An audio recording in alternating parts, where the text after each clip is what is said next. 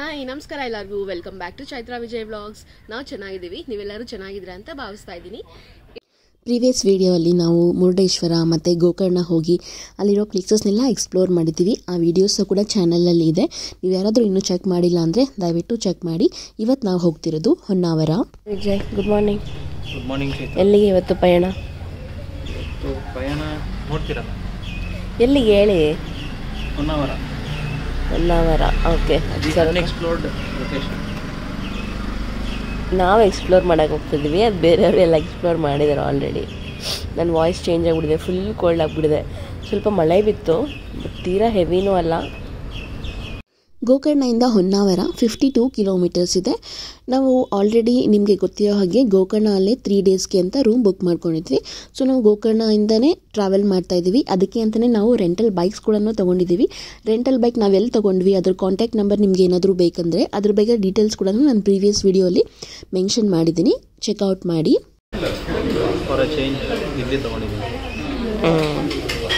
ಜರ್ನಿನ ಆದಷ್ಟು ಬೆಳಗ್ಗೆನೇ ಸ್ಟಾರ್ಟ್ ಮಾಡಿದ್ರೆ ನಮಗೆ ತುಂಬ ಫ್ರೆಶ್ ಆಗಿರ್ತೀವಿ. ಫಸ್ಟ್ ಇಲ್ಲಿ ಬಂದು ಪೆಟ್ರೋಲ್ನ ಫಿಲ್ ಮಾಡಿಸ್ಕೊಂಡು ಈಗ ನಾವು ಹೊನ್ನಾವರಕ್ಕೆ ಹೋಗ್ತಾ ಇದ್ದೀವಿ. ಹೊನ್ನಾವರದಲ್ಲಿ ನಾವು ನೋಡಬೇಕು ಅಂದ್ಕೊಂಡಿರೋ ಪ್ಲೇಸಸ್ ಯಾವ್ಯಾವುದು ಅಂತ ಅಂದರೆ mangrove boardwalk, Sharavathi back ವಾಟರ್ಸಲ್ಲಿ ಬೋಟಿಂಗ್ ಹೋಗ್ಬೇಕು ಅಂದ್ಕೊಂಡಿದ್ದೀವಿ.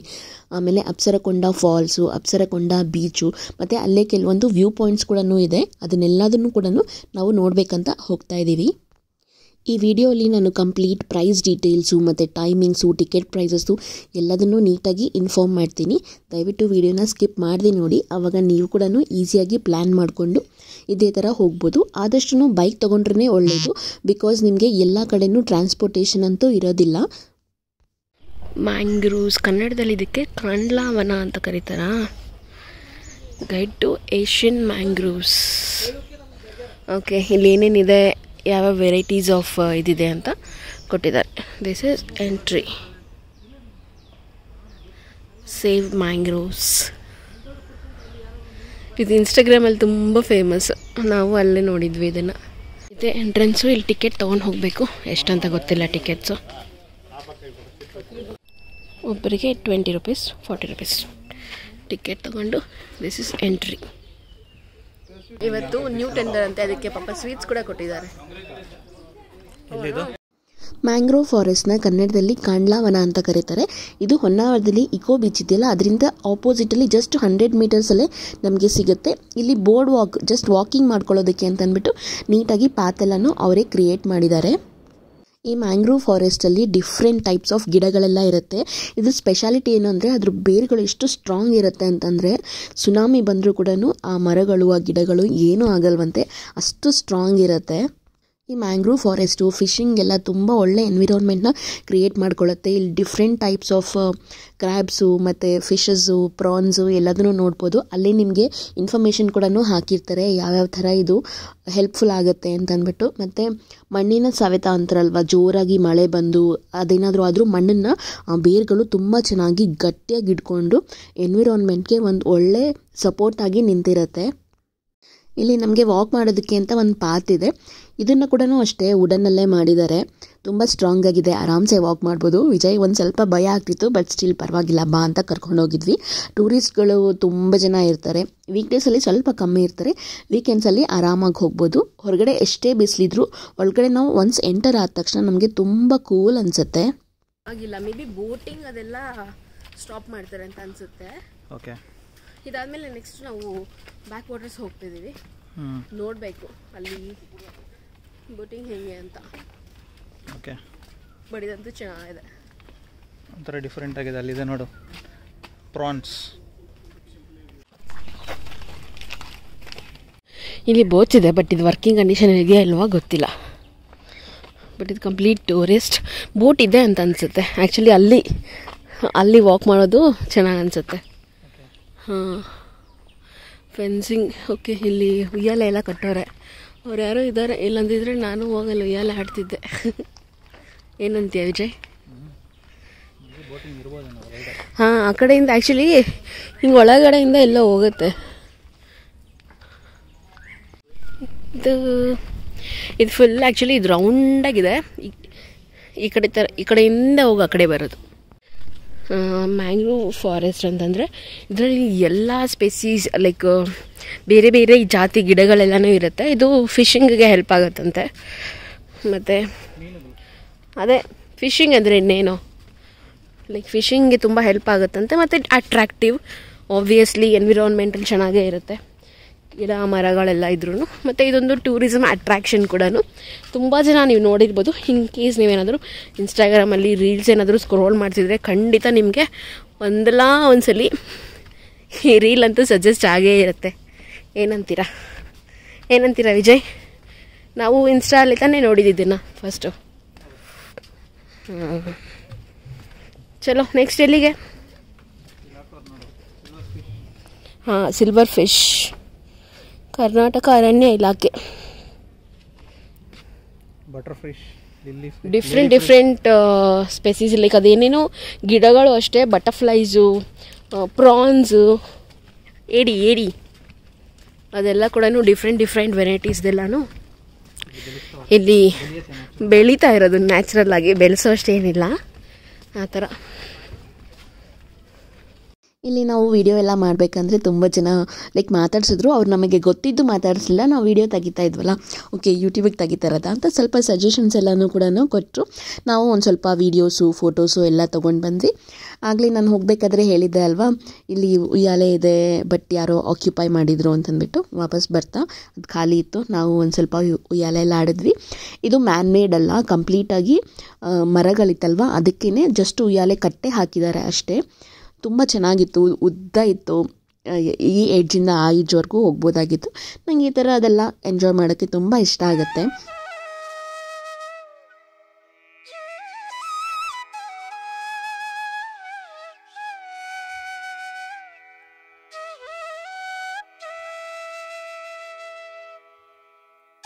ಆಲ್ಮೋಸ್ಟ್ ಒಂದು 35 ಮಿನಿಟ್ಸಿಂದ 1 ಅವರ್ ಮ್ಯಾಕ್ಸಿಮಮ್ ನೀವು ಫೋಟೋ ಎಲ್ಲ ತೊಗೊಂಡು ಬರ್ತೀನಿ ಅಂದರೆ ಎಂಟ್ರಿ ಆಗಿದ್ದ ಕಡೆನೇ ಎಕ್ಸಿಟ್ ಅಲ್ಲೊಂದು ಶಾಪ್ ಕೂಡ ಇದೆ, ಕೂಲ್ ಡ್ರಿಂಕ್ಸು ಅದು ಇದು. ನಾವು ಎಂಟ್ರಿ ಆಗಿದ್ದು ಇಲ್ಲೇ.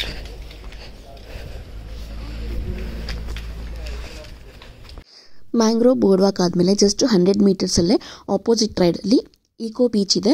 ಸೊ ನಾವು ಇದನ್ನು ಮುಗಿಸ್ಕೊಂಡು ಇವಾಗ ಈಕೋ ಬೀಚಿಗೆ ಹೋಗ್ತಾ ಇದ್ದೀವಿ. ಅದು ಕೂಡ ಅಷ್ಟೇ one of the cleanest beach ಅಂತ ಹೇಳ್ಬೋದು. ಜನನೂ ಯಾರೂ ಇರಲ್ಲ, ಆರಾಮ್ಸೆ ಆಟ ಆಡ್ಕೋಬೋದು. ಬಟ್ ಈಗ ಸೀಸನ್ ಅಲ್ಲ, ಬಟ್ ತುಂಬ ಬಿಸಿಲಿದ್ದರಿಂದ ಜನ ಅಂತೂ ತುಂಬಾ ಕಡಿಮೆ ಇದ್ದರು. ನಾವು ಹೋಗ್ತಿರೋದು ಈಕೋ ಬೀಚ್, ಕಾಸರಗೋಡು, ಹೊನ್ನಾವರ.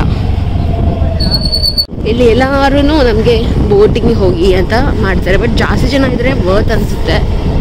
ನಿಲ್ಲಿಸಿ ಅಲ್ಲೇನಾದರೂ ಪ್ರೈಸಸ್ ನೋಡ್ಕೊಂಡು ಮಾತಾಡ್ಕೊಂಡು ಹೋಗೋಣ. ನಾನು ಆಲ್ರೆಡಿ ಒಂದ್ಸತಿ ಬಂದಿದ್ದೆ ಈಕೋ ಬೀಚ್ಗೆ. ನನ್ನ ಇನ್ಸ್ಟಾಗ್ರಾಮಲ್ಲಿ first D P eco beach ಇದೆ. ಇಲ್ಲಿ ಪಾರ್ಕಿಂಗ್ಗೆ 10 ರೂಪೀಸ್ ಟಿಕೆಟ್ ಕೊಡ್ತಾರೆ. ಅಲ್ಲಿ ಇಟ್ಬಿಟ್ಟು ನೆಕ್ಸ್ಟು ಹೋಗೋಣ. ಹೊನ್ನಾವರ ಈಕೋ ಬೀಚ್ ಇನ್ಫಾರ್ಮೇಷನ್ ಎಲ್ಲ ಕೊಟ್ಟಿದ್ದಾರೆ, ಬೀಚ್ ಇನ್ಫಾರ್ಮೇಷನ್. ಬಟ್ ಇದು ಈವ್ನಿಂಗ್ ಬಂದರೆ ಚೆನ್ನಾಗಿರುತ್ತೆ ಅನಿಸುತ್ತೆ ಆಟ ಆಡೋಕ್ಕೆಲ್ಲ.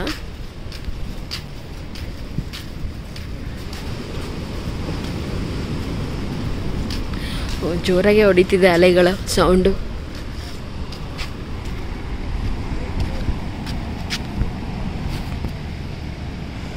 ವೈಟಾಗಿದೆ ಸ್ಯಾಂಡ್. ಬಾವಣ ಅಲ್ಲಿಗೆ. ಇದು ಈಕೋ ಬೀಚ್. ಜನ ಯಾರೂ ಇಲ್ಲ ಬಿಕಾಸ್ ಮಧ್ಯಾಹ್ನ ಅಲ್ವಾ, ಮೇ ಬಿ ಈವ್ನಿಂಗ್ ಬರ್ತಾರೆ ಅನ್ಸುತ್ತೆ. ಸಖತ್ ಕಾಮ್ ಆಗಿದೆ ಆ್ಯಕ್ಚುಲಿ ಇದು. ನೈಸ್. ನಾನು ಇವಾಗ ಆಡಕ್ಕೆ ಹೋಗ್ತೀನಿ.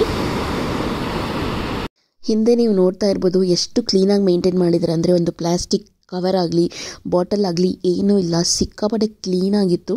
ನನಗೆ ಬೀಚಲ್ಲಿ ಆಡೋವಂಥ ಪ್ಲ್ಯಾನ್ ಏನೂ ಇರಲಿಲ್ವಲ್ಲ, ಸೊ ನನ್ನ ಬಟ್ಟೆ ಎಲ್ಲ ಏನೂ ತೊಗೊಂಡೋಗಿರಲಿಲ್ಲ. ಜಸ್ಟ್ ನೀಸ್ವರೆಗೂ ನೀರು ಬಂದರೆ ಸಾಕು, ಅಲ್ಲಿ ತನಕ ಹೋಗೋಣ ಅಂತಂದ್ಬಿಟ್ಟು ಅಲ್ಲಿ ತನಕ ಹೋಗಿದ್ದೆ.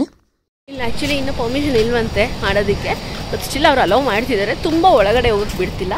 ಹೆಂಗೂ ನಾನು ಏನು ಬಟ್ಟೆ ತಂದಿಲ್ವಲ್ಲ, ಜಸ್ಟು ಮುನ್ಕಾಲ್ವರೆಗೂ ಹೋಗಿದ್ದೆ, ಆಟ ಆಡ್ಕೊಂಡು ಬಂದೆ. I love eco beach. Next ನಾವು ಹೋಗ್ತಿರೋದು ಬ್ಯಾಕ್ ವಾಟರ್ಸ್. ಜಸ್ಟ್ ಇನ್ನೇನು ಆಲ್ಮೋಸ್ಟ್ ಬಂದ್ವಿ, ಒಂದು 100 ಮೀಟರ್ಸ್ ಇದೆ ಅನ್ಸುತ್ತೆ ಅಷ್ಟೇ. ಅಷ್ಟಕ್ಕಾಗಿ ನಾವು ಫಿಶ್ ಮಾರ್ಕೆಟ್ ಒಳಗಡೆ ಬಂದುಬಿಟ್ಟಿದ್ದೀವಿ. ಇಲ್ಲಿ fish smell, different type of fishes ಇದೆ ಇಲ್ಲಿ. ಇಲ್ಲಿ ತುಂಬ ಜನ ಬಂದು ನಮಗೆ ಅಪ್ರೋಚ್ ಮಾಡ್ತಾರೆ ಅಂತ ಹೇಳಿದ್ನಲ್ಲ, ಸೊ ನೀವು ಬಾರ್ಗೇನ್ ಮಾಡಿಕೊಂಡು ಹೋಗಬೇಕು. ನಮಗೆ ಫಸ್ಟ್ ಬಂದವರು 1700 ಅಂತ ಹೇಳಿದರು, ನೆಕ್ಸ್ಟು 1500, 1200 ಮತ್ತು ಫೈನಲಿ ನಾವು 800 ಕೇಳಿದ್ವಿ. ಸೊ ಅವ್ರು ಆಗಲ್ಲ ಅಂತಂದ್ಬಿಟ್ಟು ವಾಪಸ್ ಹೊರಟೋದ್ರು. ಮತ್ತು ಅವರೇ ಇನ್ನೊಂದು ಫ್ರೆಂಡ್ನ ಕಳಿಸಿ ನೀವು 800ಗೆ ಕೇಳಿದ್ರಂತಲ್ಲ, ಬನ್ನಿ ಹೋಗೋಣ ಅಂತಂದ್ಬಿಟ್ಟು ಕರ್ಕೊಂಡು ಹೋದರು. ಸೊ ಹಾಗೆ ನೀವು ಕೂಡ ಸ್ವಲ್ಪ ಬಾರ್ಗೇನ್ ಮಾಡಿ. ಇನ್ ಕೇಸ್ ಅವ್ರದ್ದೇನಾದರೂ ಕಾಂಟ್ಯಾಕ್ಟ್ ಡೀಟೇಲ್ಸ್ ಬೇಕಾದರೆ ನನಗೆ ಕಮೆಂಟ್ ಸೆಕ್ಷನಲ್ಲಿ ಕೇಳಿ, ನಾನು ಅವ್ರದ್ದು ಕಾಂಟ್ಯಾಕ್ಟ್ ಡೀಟೇಲ್ಸ್ ಎಲ್ಲನೂ ಪ್ರೊವೈಡ್ ಮಾಡ್ತೀನಿ. ನಮಗೇನೋ 800 ರುಪೀಸ್ ವರ್ತ್ ಅಂತ ಅನ್ನಿಸ್ತು. ಇನ್ ಕೇಸ್ ನೀವೇನಾದರೂ ಹೋಗಿದ್ರೆ 800 ವರ್ತಾ ಅಲ್ವಾ ಅಂತ ಕಾಮೆಂಟ್ ಮಾಡಿ. ಯಾಕಂದರೆ ನಾವಿಬ್ಬರೇ ಹೋಗಿದ್ದು, ಅದೇನಾದರೂ ಶೇರಿಂಗ್ ಬೇಸಿಸಲ್ಲಿ ಹೋಗಿದ್ರೆ ಪರ್ ಹೆಡ್ 200 or 250 ರುಪೀಸ್ ತಗೊಳ್ತಾರೆ ಅಂತ ನಮ್ಗೆ ಅವರೇ ಹೇಳಿದ್ರು. ಅಲ್ಲಿ ಕಾಣ್ತಾ ಇದೆಯಲ್ಲ, ಅದೇ ಕರ್ಕೊಂಡು ಬರ್ತಾವ್ರೆ. ಸ್ವಲ್ಪ ಬಿಸಿಲಿಗೆ ಶೆಲ್ಟರ್ ಎಲ್ಲನೂ ಹಾಕಿದ್ದಾರೆ. ವೆಲ್ಸಿ ಹಿಂದೆ ಕಾಣ್ತಿದೆಯಲ್ಲ, ಬೋಟ್ನ ತುಂಬ ನೀಟಾಗಿ ಡೆಕೋರೇಟ್ ಮಾಡಿದರು. ಆ್ಯಕ್ಚುಲಿ ಗ್ರೀನ್ ಕಲರು ಮತ್ತು ಮ್ಯಾಟ್ಸು ಅವೆಲ್ಲ ಹಾಕಿಬಿಟ್ಟು. ಮತ್ತು ಇಬ್ಬರು ಹೋದರೂ ಕೂಡ ಇದೇ ಬೋಟಲ್ಲೇ ಕರ್ಕೊಂಡು ಹೋಗ್ತಾರೆ. ನೀವು ಫ್ಯಾಮಿಲಿ ಆಫ್ 8 ಮೆಂಬರ್ಸ್ 10 ಮೆಂಬರ್ಸ್ ಹೋದರೂ ಕೂಡ ಇದೇ ಬೋಟಲ್ಲೇ ಕರ್ಕೊಂಡು ಹೋಗೋದು. ಪ್ರೈವೇಟ್ ಬೋಟ್ ಅಂದ್ರೂ ಇದೆ, ಫ್ಯಾಮಿಲಿ ಬೋಟ್ ಅಂದ್ರೂ ಇದೆ. ಬಟ್ ನಾವಿಬ್ಬರೇ ಇದ್ದರೆ ಸ್ವಲ್ಪ ಕಾಸ್ಟ್ ಜಾಸ್ತಿ ಆಗುತ್ತೆ. 10 ಜನ ಹೋದರೂ ಅದೇ ಕಾಸ್ಟೇ ತಗೋತಾರೆ, ಇಬ್ಬರು ಹೋದ್ರೂ ಅದೇ ಕಾಸ್ಟೇ ತಗೋತಾರೆ. ನಾವು ಹತ್ತಿದ ಕೂಡಲೇ ಇವರು ಬೋಟ್ನ ಸ್ಟಾರ್ಟ್ ಮಾಡಿದ್ರು. ನಮಗೆ ಮುಂಚೆನೇ ಹೇಳಿದಂಗೆ ರೈಡ್ ಬಂದುಬಿಟ್ಟು 1 hour ಆಗುತ್ತೆ ಅಂತ ಅಂದ್ಬಿಟ್ಟು ಹೇಳಿದರು. ಮಿಡಲಲ್ಲಿ ಹೋಗ್ತಾ ಹೋಗ್ತಾ ನಾವು ಆಗಲೇ ಫಸ್ಟ್ ನೋಡಿದ್ವಲ್ಲ ಮ್ಯಾಂಗ್ರೋವ್ ಫಾರೆಸ್ಟು, ಅಲ್ಲೆಲ್ಲ ಕರ್ಕೊಂಡು ಹೋಗ್ತಾರೆ. ಅಲ್ಲಿ ಕೆಲವೊಂದು ಬ್ಯೂಟಿಫುಲ್ ಫೋಟೋ ಸೆಷನ್ ಮಾಡುವಂತಹ ಪ್ಲೇಸಸ್ಸು ಇದೆ, ಅಲ್ಲಿ ಕರ್ಕೊಂಡು ಹೋಗ್ತಾರೆ. ನಾವು ಒಬ್ಬರೇ ಅಲ್ಲ, ಸಿಕ್ಕಾಪಟ್ಟೆ ಬೋಟ್ಗಳು ನಮ್ಮ ಅಕ್ಕಪಕ್ಕ ಎಲ್ಲ ತುಂಬ ಇತ್ತು. ನೀವು ಹಿಂದೆ ನೋಡ್ಬೋದು, ಹಿಂದೆ ಬೋಟು ಇತ್ತು, ಪಕ್ಕದಲ್ಲಿನೂ ಬೋಟ್ ಇತ್ತು. ಒಂದು ಚಿಕ್ಕ ಬೋಟ್ ಇದೆಯಲ್ಲ ಅದರಲ್ಲೆಲ್ಲ ಇನ್ನೂ ಕಡಿಮೆ ಅಂತ ಅನಿಸುತ್ತೆ. ಬಟ್ ಸಿಕ್ಕಾಪಟ್ಟೆ ಬಿಸಿಲಿದ್ದರಿಂದ ನಾವು ಇದನ್ನೇ ಪ್ರಿಫರ್ ಮಾಡಿದ್ವಿ. ನೀವೇನಾದರೂ ಹೊನ್ನಾವರ ಹೋದರೆ ಬೀಚ್ಗಳ ಜೊತೆಗೆ ಈ ಬೋಟ್ ರೈಡಿಂಗ್ನ ಮಾತ್ರ ಖಂಡಿತ ಮಿಸ್ ಮಾಡಬೇಡಿ. ಬೆಸ್ಟ್ ಟೈಮ್ ಏನು ಅಂತಂದರೆ ಸನ್ರೈಸು, ಇಲ್ಲಾಂದರೆ ಸನ್ಸೆಟ್ ಟೈಮು. ಆಪ್ಷನ್ ಇಲ್ಲ ಅಂತಂದರೆ ಮಧ್ಯಾಹ್ನಕ್ಕೆ ಹೋಗಿ, ಅದು ಶೆಲ್ಟರ್ ಇರೋ ಬೋಟಿಗೆ ಮಾತ್ರ ಹೋಗಿ.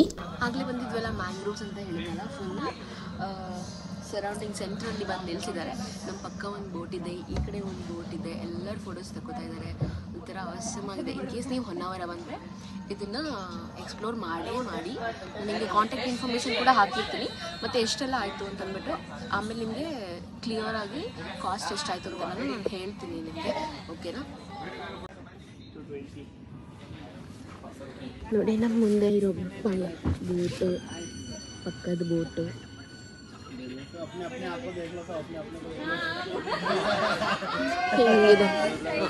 ಇದರಲ್ಲಿ ಕರ್ಕೊಂಡು ಹೋಗ್ತಾರೆ.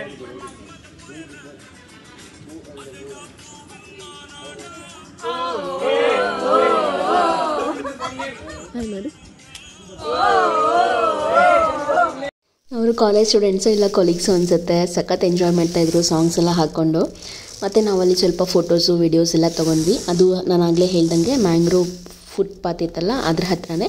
ಅದಾದಮೇಲೆ ಇದೇ ಥರ ಒಂದು 3-4 ಇದಕ್ಕೆ ಕರ್ಕೊಂಡು ಬರ್ತಾರೆ. ನಮಗೆ ಲೊಕೇಶನ್ಸು, ಒಳ್ಳೆ ಫೋಟೋಸು ವೀಡಿಯೋಸು ತೊಗೋಬೇಕಂತ ಖಂಡಿತ ಎಲ್ಲರಿಗೂ ಅವರಲ್ಲಿ ಕರ್ಕೊಂಡು ಹೋಗ್ತಾರೆ.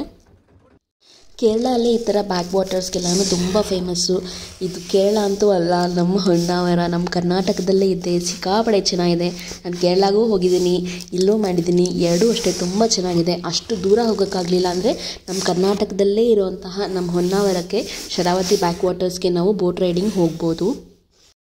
ನೇಚರ್ ಲವರ್ಸ್ಗೆ, ವಾಟರ್ ಲವರ್ಸ್ಗೆ ಇದಂತೂ ಹೇಳಿ ಮಾಡಿಸಿ ಜಾಗ ಅಂತ ಅನ್ಬೋದು. ನನಗಂತೂ ವಾಟರು, ನೇಚರು ಎಲ್ಲ ತುಂಬ ಇಷ್ಟ.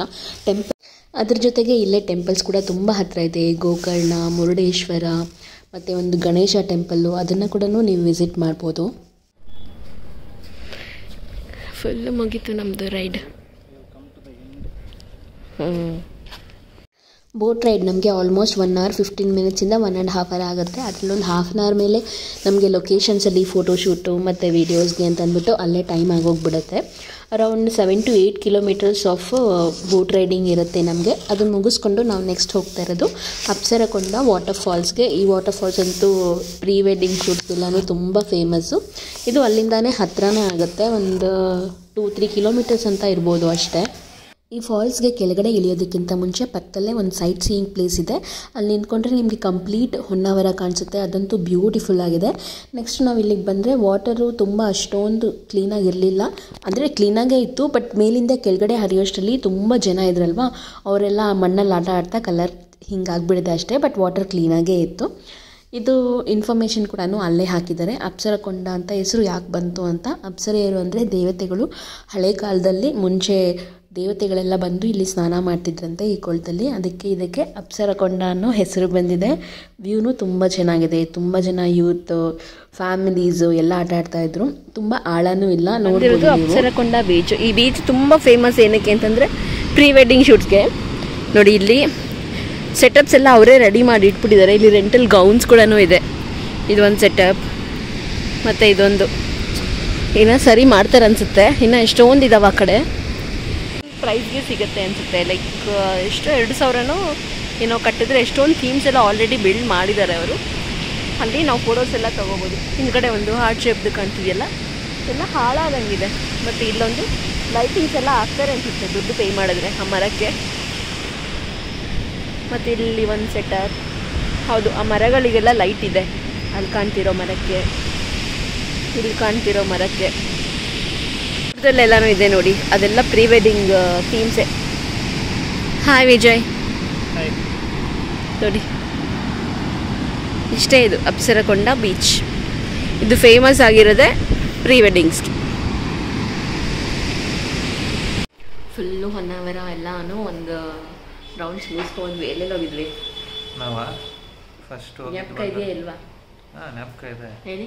ಫಸ್ಟ್ ಬಂದು ಮ್ಯಾಂಗೋ ಬ್ರಿಡ್ಜ್ ಮೇಲೆ ವರ್ಕ್ ಮಾಡ್ಕೊಂಡು ಹೋದ್ವಿ. ಅಲ್ಲಿಂದ ಎಕೋ ಬೀಚ್ಗೆ ಹೋದ್ವಿ. ಅಲ್ಲಿಂದ Apsarakonda water falls, view point, ಆಮೇಲೆ ಅಪ್ಸರಕೊಂಡ ಬೀಚು. ಅಲ್ಲಿಂದ ಬಂದು ಕುಮಟಲ್ಲಿ ಒಂದು ಒಳ್ಳೆ ಹೋಟೆಲು ಊಟ ಮಾಡ್ಕೊಂಡು ಬಂದ್ವಿ. ಚಿಕ್ಕ ಹೋಟೆಲ್, ಬಟ್ ಸಿಕ್ಕಾಪಟ್ಟೆ ಡಿಲಿಷಿಯಸ್ ಆಗಿತ್ತು ಊಟ. ಅಲ್ಲಿ ಮುಗಿಸ್ಕೊಂಡು ಈಗ ಗೋಕರ್ಣ ರೂಮಿಗೆ ಬಂದಿದ್ದೀವಿ. ಟೈಮ್ ಅರೌಂಡ್ 4:35 ಆಗ್ತಿದೆ. ಮಳೆ ಬರತ್ತಿರ ಇದೆ. ಸ್ವಲ್ಪ ಹೊತ್ತು ಒಂದು ಅರ್ಧ ಗಂಟೆ ರೆಸ್ಟ್ ಮಾಡಿ ಒಂದು 5 o'clock 5:30 ಹಂಗೆ ಮತ್ತೆ ಬೀಚಿಗೆ ಹೋಗ್ಬೇಕೀಗ. ಆಮೇಲೆ ದೇವಸ್ಥಾನಕ್ಕೆ ಹೋಗ್ಬೇಕು, ಟೆಂಪಲ್ಗೆ ಹೋಗಬೇಕು. ಈ ವ್ಲಾಗ್ನ ನೀವೆಲ್ಲ ಎಂಜಾಯ್ ಮಾಡಿದ್ದೀರಾ ಅಂತ ಅನ್ಕೋತೀನಿ. ನಿಮ್ಗೆ ಏನಾದರೂ ಕ್ವೆಶನ್ಸ್ ಇದ್ದರೆ, ಡೌಟ್ಸ್ ಇದ್ದರೆ ನನಗೆ ಕಾಮೆಂಟ್ ಸೆಕ್ಷನಲ್ಲಿ ತಿಳಿಸಿ. ನಾನು ನಿಮಗೆ ರಿಪ್ಲೈ ಮಾಡ್ತೀನಿ ಖಂಡಿತ. ನಮ್ಮ ಚಾನಲ್ನ ನೀವು ಸಬ್ಸ್ಕ್ರೈಬ್ ಮಾಡದೆ ನೋಡ್ತಾ ಇದ್ದರೆ ದಯವಿಟ್ಟು ಸಬ್ಸ್ಕ್ರೈಬ್ ಮಾಡ್ಕೊಳ್ಳಿ. ಈ ವ್ಲಾಗ್ ನಿಮ್ಗೆ ಇಷ್ಟ ಆಗಿದ್ದರೆ ಒಂದು ಲೈಕ್ ಮಾಡಿ, ಕಾಮೆಂಟ್ ಮಾಡಿ, ಮತ್ತು ನಿಮ್ಮ ಫ್ರೆಂಡ್ಸ್ ಆ್ಯಂಡ್ ಫ್ಯಾಮಿಲಿ ಜೊತೆ ಶೇರ್ ಮಾಡಿ. ವಿಡಿಯೋನ ಕೊನೆವರೆಗೂ ನೋಡಿದ್ದಕ್ಕೆ ಥ್ಯಾಂಕ್ ಯು ಸೋ ಮಚ್.